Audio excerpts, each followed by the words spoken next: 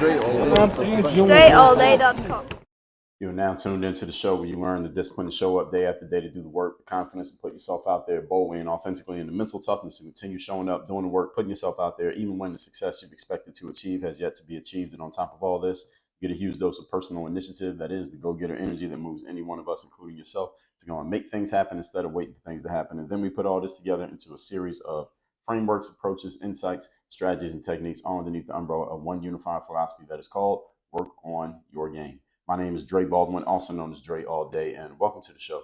And today's topic is we are picking up where we left off from where we started yesterday, which was why you need deadlines. And we are picking up on part 3 of that series, part 3 of this 3-part series. Before we get into that, I'll remind you all of 2 things. First of all, my daily motivation and Monday motivation text messages guaranteed to have you focused, sharp, and on point to start your day. If you are not in my text community yet, and all you have to do to join it is to text me. Just text me at this number right now that I'm going to give you. It is 305-384-6894. And once we start sending those messages again, once we get active again, sending the daily motivation text messages, which will be soon, you'll be getting those messages straight to your phone. And again, you can even choose how often you want to receive messages from us. Again, once we start sending those messages again. So just text me right now so you can be familiar, you can be in the loop. Secondly, Work on Your Game University. That's the place where I do all my coaching. If you would like to have me as your direct coach, you would like to be able to talk to me, have me work with you directly to help you, walk you through what you need to do to take your stuff, whether it's your personal stuff, whether it's your business stuff, whether it's a combination of both, from where it is to where you want it to go. All you have to do is be a member of Work on Your Game University. We have different levels of the university, different levels of engagement you can get involved in. Just go to workonyourgameuniversity.com. and you can get started there. You can see what our program is about, see what we're doing, hear from people who are already in our program, and you can get yourself in right there on the spot. Again, that's workonyourgameuniversity.com, link down below in the description. That out the way, let's get into the topic here today, which again is part 3 of our series on why you need deadlines. If you didn't listen to part 1 and part 2, then just go back to the previous episodes of this show right here, or you can always go to workonyourgamepodcast.com, which has every episode in the history of the show always listed. Let's get to it. Picking up on point number 7 here, because we did 1 through 3, then 4 through 6. Now, point number 7 is deadlines are a killer of indecision. They destroy indecision, which is a good thing. The funny thing about time pressure and deadlines, folks, is that they help us make decisions a lot faster. You'll notice that when you have a deadline on your head, you tend to make decisions a lot faster than you normally would. And when you don't have time to spare or time to waste, you don't spend much time thinking about what to do or how to do it. You simply get it done. That's just what happens, which is what we all need to do 98% of the time. We just need to get things done and stop thinking about what to do instead of actually doing it. Just get to it. So deadlines help create this urgency, and they kill that master failure-inducing habit called indecision. Napoleon Hill talks about this when he talks about the causes of failure. He talks about the 17 habits that lead to success, and he also talks about the things that lead to people failing. He did 31 causes of failure. So 17 things lead to success. 31 things leads to failure. So you're more likely to stumble into failure than you are to stumble into success, which is why I always tell you all that success is conscious and intentional. It does not happen randomly. You must do it on purpose. And I covered those 31 causes of failure in episodes number 147 through 149. And indecision is one of those 31 causes. So anytime any of us becomes indecisive, it's only because we know, or at least we believe, that we have time to think about things. Only time we delay making a decision is when we think we have time to make the decision later. Because if we didn't believe that we had time to make the decision later, we would make the decision now. Anybody want to contest that? Okay. So the only time you are indecisive is because you believe you had time to make a decision later, when instead you should be making a decision right now. So when you don't have time to think about things, and hint, you can choose whether you have time or you don't. So if you tell yourself you don't have time, you need to make a decision now, and you have no choice but to do so, well, guess what? You'll make a decision right there on the spot. And whatever decision you make, it will end up being the right decision, because if a different decision was a better one than the one that you made, then you would have made a different decision. You make the decision that is the right decision, and then your actions will make sure that the decision that you made ends up being the right one. Whichever decision you make, you will take the necessary actions to basically prove yourself correct. So it's not always about the decision you make as to it being right or wrong. Is about what you do after you make the decision that makes it right or wrong, because your behavior is what actually is going to be judged in the long run, what you actually did, not really the decision you made, because a decision is something that you are thinking about in your own head, which means the only person who can judge it is you, because nobody else knows about your decision making process unless you are, openly communicating it, which most of the time we don't. What people can look at and measure and judge and see clearly are your actions, your behaviors. Those are the things that you're going to be judged on in the long run, because as the saying goes, actions speak louder than words, or I can't hear what you're saying because your actions speak too clearly. You've heard all these pet sayings about activity. These things are true. So your actions are the thing that you need to pay the most attention to, because that's the thing that everybody else is going to pay attention to, and ultimately is what you're going to be judged by. Your decisions lead to your actions. So remember, it's being, doing, and having. So decision is part of the being process. Doing are the actions, and having is the outcome. Point number 8. Today's topic, once again, is why you need deadlines. Number 8, making yourself reliable and dependable via consistent and predictable punctuality. This is why deadlines matter, because a deadline means you need to get something done before a certain time, right? Before a certain expiration time. So when you are working with deadlines, what happens is you make yourself reliable and dependable because you are punctual. Punctual means you are on time, meaning you get things done before deadlines. You are doing that consistently and predictably to the point that people start predicting and expecting you to behave in a certain way. And understand that predictability and consistency are valuable assets to have attached to your name, even if you are not that talented or that skilled at the thing that you do. As long as you are consistent and you are reliable, you will be valuable, because so few people are consistent. You're basically using the law of contrast to separate yourself from most other people. Most people are just very inconsistent in pretty much everything that they do. Any of you listening to this who would like to be in better physical shape, but you're not, because you are inconsistent when it comes to what you are putting in your body. In other words, your eating habits, your nutrition, your diet, whatever you want to call it. You are inconsistent with what you do fitness wise. That's causing you an issue. Some of you are inconsistent in your business because you are unreliable with yourself when it comes to actually doing the things that you know it will take for you to create the business that you want to create. For example, I was talking to someone not too long ago. As a matter of fact, as I'm thinking about telling this little anecdote here, I've had this conversation with 10 to 15 different entrepreneurs over the last 10 years, probably more than that, but I'm thinking of 10 to 15 as they're flashing through my mind right now.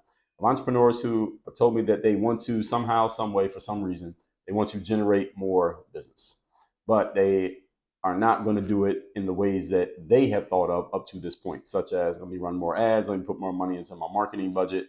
Those things aren't really producing the results that they want. And we know that this can happen in marketing, that things don't always go as smoothly as we want them to go. So they're looking for ways that they can more, in a grassroots way, create opportunities. So what I was doing today, as a matter of fact, before I started recording today, I was on the phone making a whole bunch of outbound calls. We're making a bunch of outbound calls for some consulting opportunities, from speaking gig opportunities. And it's something that I'm going to be talking about in an episode of this very show in the coming weeks, which is why you need to get on the phone.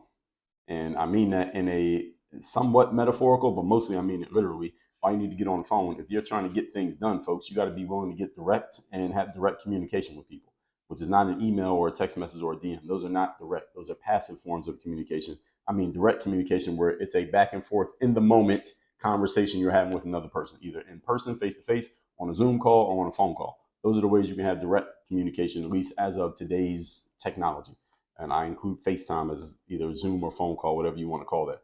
The point being, I told a bunch of these entrepreneurs who told me that they want to be able to generate more business and more opportunities. Well, you could hope that your content gets somebody to click on something, or hope somebody finds your website or buys your course or responds to one of your emails, or they click on one of your ads. But since you can't really control how quickly those things turn over, one thing you can do is you can get on the phone and you can start calling. You can make calls to your prospects. You can cold call someone who could possibly be a lead. You can reach out to some people who you could possibly collaborate and do business with. All you got to do is get on the phone and do it. Challenge is, many of these entrepreneurs, even though they know this, and I explain it to them, and I tell them exactly how they can do it, I tell them exactly what they can do in the process, and they say, okay, you know what, that makes sense, I'm going to do it. Then I follow up with them. Next time I talk to them, this could be someone who's a coaching member, and I talk to them a week later, 2 weeks later. I check up with them at the end of the week and say, all right, let me know how you did with that. Let me know how it's going. And they say, okay, I'm going to do this. I'm going to make 20 calls a day for the next week. I've had more than one person say this to me. So if you're listening to this and you said this to me, I am talking about you, but at the same time, I'm not. You have company. and they'll say, all right, I'm going to make 20 calls a day so I can start generating some businesses, some opportunities, et cetera, whatever they say. Then I follow up with them and guess how many calls they made. Let me take a sip of my water while you guess. I want you to think about how many calls they made. So let's just say somebody tells me, all right, Dre, I'm going to make 20 calls a day this upcoming week. So I'm talking to them on Saturday. This next week, Monday through Friday, I make 20 calls a day. That equals 100 calls, right? 20 times 5. Now I follow up with them on Friday and I say, tell me how many calls you made. How many do you think they made? Anybody got a guess? At the end of the week, and this invariably has happened every single time. First of all, let me let the cat out the bag. Nobody makes 100. I have not yet come across a single person who told me they were going to do this who went and actually made 100 calls. Not a single person, not one. Now, what does happen, I'll tell you a couple things that happen. You got some people who will make 5 calls and they get discouraged because they're not really getting the results that they want.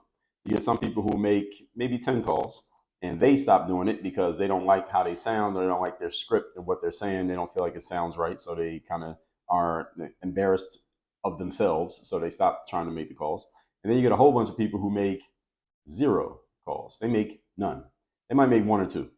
And after those 1 or 2 things are not going as smoothly as they thought it would go, it's not as easy as it sounded when they were talking to Dre about making 20 calls a day. So they quit after 1 or 2 calls. They don't do that. And then you know what they do? They go right back into the old habits of the things that they were just complaining to me weren't working for them because that's their comfort zone. And that's what they rather do, even though they know that doing that is not going to work. That's what usually happens. If you're listening to this right now and you have gone through this cycle, let me tell you what you need to do. You need to go to workonyourgameuniversity.com/apply, APPLY.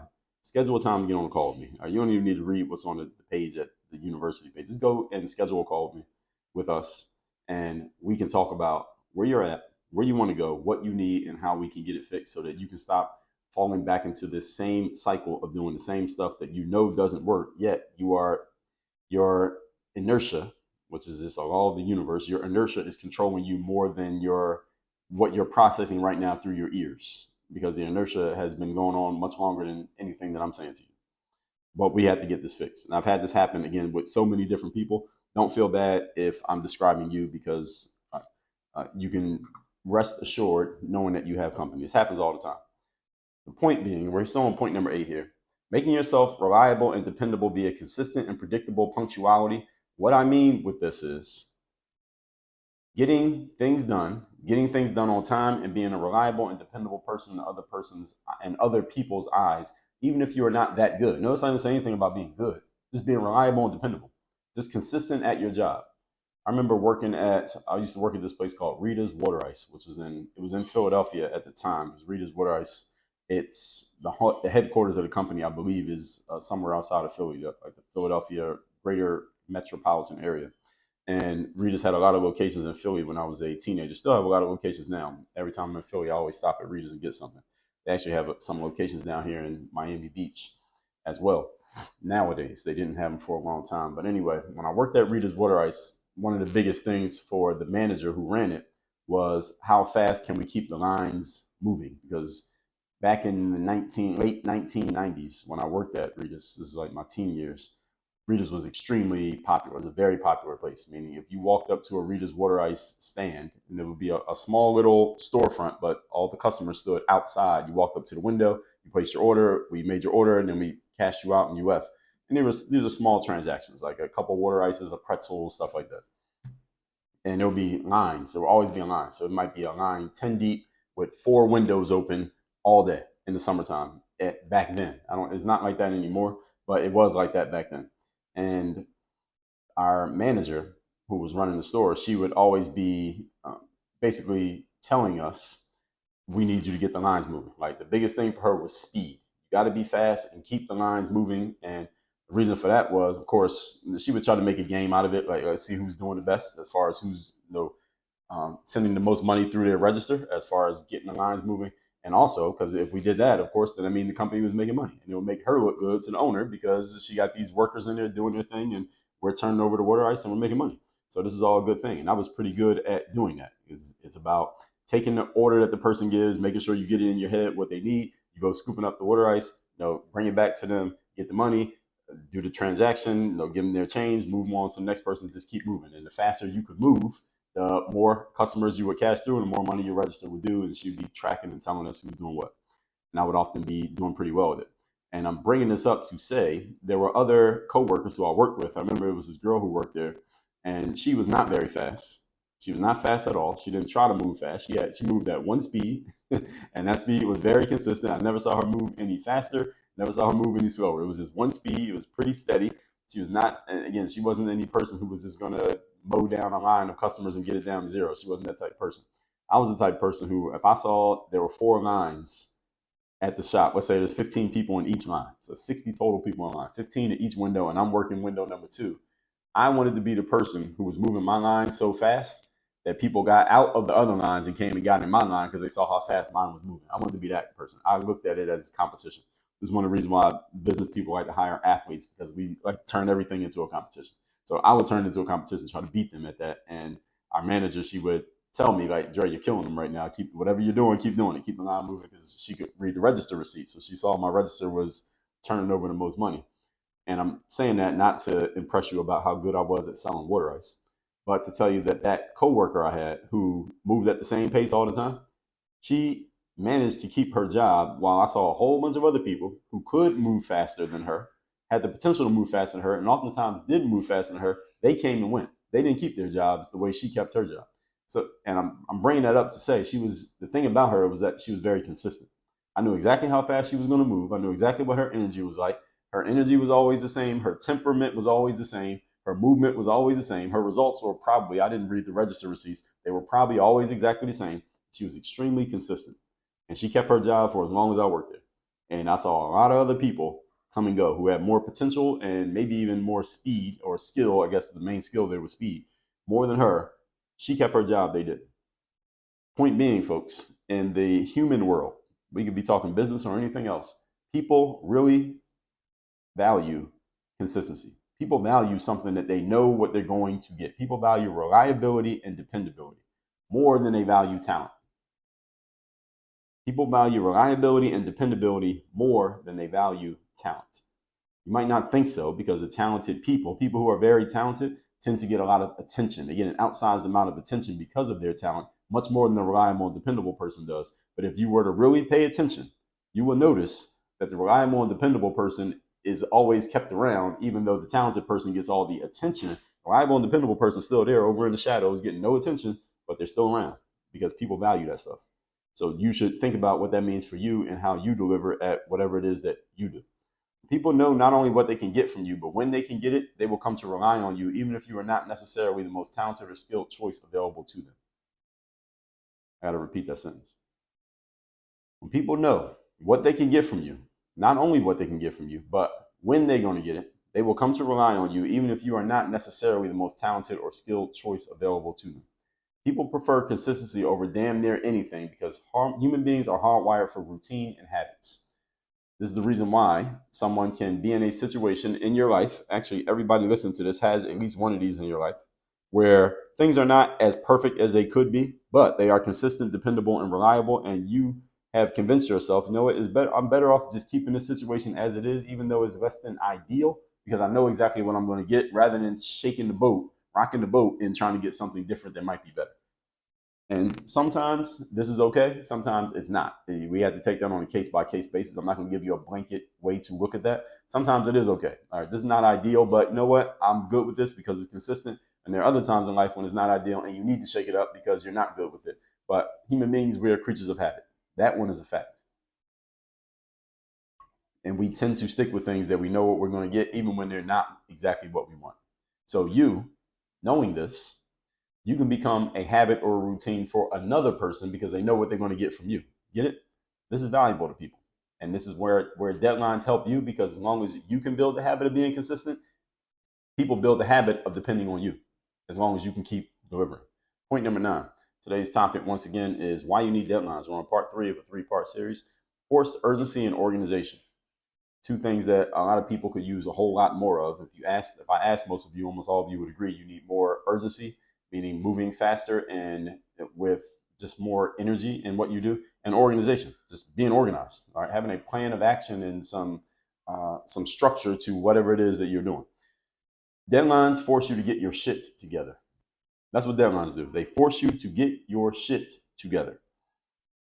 There's a person I'm thinking of right now who is an entrepreneur who I've worked with and had conversations with about things that they're doing in their business. And there are a bunch of entrepreneurs actually who fit this description.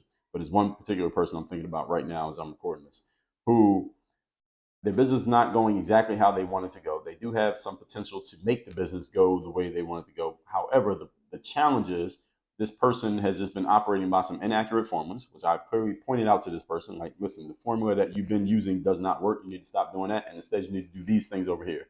And in order to do these things over here, this person is going to have to step out of their comfort zone. The challenge is this person keeps resisting stepping out of their comfort zone and keeps doing the things that they are comfortable with. Problem being, doing the things they're comfortable with is going to keep them in the same spot and is eventually going to run this person out of business. Is what actually is going to happen to this person if they don't finally get their shit together. And the only thing that's going to really move this person to action, what I've found, is not going to be me logically explaining to them why they keep doing the wrong thing and this is not working. I've already did that and it didn't work. It's going to be this person having a deadline on their ass. A deadline being, okay, if I don't make this much money or start making this much money by this point, I'm going to run out of money and I'm going to have to close up my business and go out of business and go get a job. And they don't want to do that because this person's an entrepreneur. Deadlines force people to do stuff that they otherwise could not move themselves logically and consciously to do. It's a tragedy that sometimes we got to have a deadline on our ass to do something that we should have did a long time ago, but it's also a truth. It works. Deadlines move people to action. You need to get clear on what you're going to do and move yourself to action in a much shorter period of time when there's a deadline on your ass than what you're usually used to, the time period in which you're used to moving. Most human beings, we are all by default slow, lethargic, and we're indecisive and we're laissez-faire and we just take too much time to just get to shit. We just have this mañana mentality. Anybody doesn't know Spanish, mañana means tomorrow. Now we all got this mañana mentality. Let me just do it tomorrow. I'll do it later. All right, that's the default mentality most human beings have. And it's the reason why many of us end up wasting too much of our lives thinking we're going to get around to something later, and then later never comes. And we die before later actually happens. But when a deadline's on your ass, you have no choice but to do something now, which is exactly what you need. Again, this is what I've been emphasizing through all three parts of the series, is that a deadline is a good thing. Even though it may feel uncomfortable, even though you feel under pressure, even though you may feel like you're being pushed to do something, good. That's exactly what you need, because guess what? If nobody pushed you and you weren't under pressure and nothing was forcing your hand, you would keep doing the same shit that you already know doesn't work. Which one do you want? This is a good thing, because we find out when under pressure that we can make decisions a lot faster than we thought we could. We find out when there's a deadline, oh, I actually can think fast. I actually can wake up early. I actually can get this done in a day when I thought it was going to take me a week. We can move ourselves to action a lot faster than we usually do. And if we are able to maintain this energy because we emotionally understand it, not just because of the anxiety of the deadline itself, and we intellectually understand it as well, then we can make this part of our normal modus operandi. What about that? What if you made this just your normal way of behaving? What will happen then? Which means you'll be doing everything in your life faster and more efficiently, which means giving yourself more time in your own life. See, sometimes when things are forced upon us, it inadvertently shows us that we have abilities that were lying dormant within us that we otherwise would have never known about. When a circumstance is forced on us, we are forced to call on skills that we otherwise wouldn't have called on. I mean, we already had the ability. We just didn't have a reason to pull it out of ourselves. A deadline forces it out of you. And sometimes in life, human beings have to be forced into behavior because, again, how many of you, especially any of you who is in my line of work, you're in the line of work that has anything to do with coaching, training, psychology, just helping people get better. Any of you who's in any kind of line of work that has anything to do with helping people get better, improve, and work on themselves, you understand the feeling of frustration when you had told a person over and over and over again, listen, you're doing 1, 2, and 3, but those are not what you need to be doing. You need to be doing 7, 8, 9, and 10 over here. And they have heard you and they have shared that it's registered with them. They still are not doing it. And you get frustrated because you want them to understand it. And you see that they clearly have not emotionally accepted it yet. See, when the circumstance is forced upon them, all of a sudden they pull all those abilities out of them. Like, oh, that's what it took for you to finally get what the hell I've been telling you for the last 3 years. Okay, now you got it. See, these can be blessings in disguise. See, in this series, I'm helping you understand that this is something that you can do on purpose. And it's something that everybody needs, regardless of who you are, where you are, what you've achieved or not achieved up to this point. Everybody needs this because we all can use it, and we all are on the clock. All right, that's the great equalizer that all of us eventually runs out of time. So that's why deadlines matter. Recapping today's class, this is again part 3 of 3. Why you need deadlines. Number 7 is a killer of indecision. Indecision is one of the 31 causes of failure. Napoleon Hill laid this out in The Law of Success, one of my favorite books. You need to kill indecision. Deadlines will help you. Number 8, making yourself reliable and dependable via consistent and predictable punctuality. When people know what they're going to get from you and when they're going to get it, they come to rely on you. When people rely on you, they will pay you for that reliability. People will pay for consistency because human beings are creatures of habit. And number 9, force urgency in your organization. When you have a deadline hanging over your damn head, you have no choice but to get your shit together, start moving faster, and get your stuff organized. Even if you weren't able to do it for the last 10 years straight, all of a sudden you get it done in 10 days. Why? Because you have no choice. And many times in life, if you want to get humans to make a change, you must put them in a position where they have no choice. You give people options, they will always take the lazy, slow, and I'll do it later option. You take that away, they don't have any choice but to move. And that applies to you as well as it applies to everybody else. All that said, text me so you're in my community. My number is 305-384-6894 down in the description. Also, workonyourgameuniversity.com. You are ready to stop with the mañana attitude of I'll do it later or I'll get to it whenever I get around to it and kill the bullshit and actually get to something. Go to workonyourgameuniversity.com. I will be there waiting for you, and we're going to make things happen now, not later. Work on your game. Dre, all